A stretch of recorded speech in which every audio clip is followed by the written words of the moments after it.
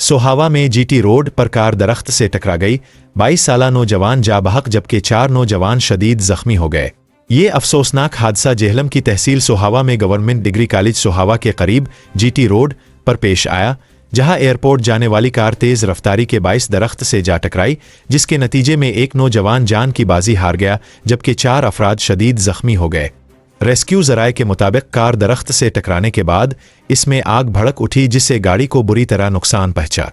इत्तला मिलते ही रेस्क्यू टीमें मौका पर पहुंच गईं और हादसे में 22 साला तलहा को शदीद जख्मी हालत में तहसील हेड क्वार्टर अस्पताल सोहावा मुंतकिल किया गया, ताहम वो जानबर ना हो सका और जख्मों की ताब ना लाते हुए दम तोड़ गया।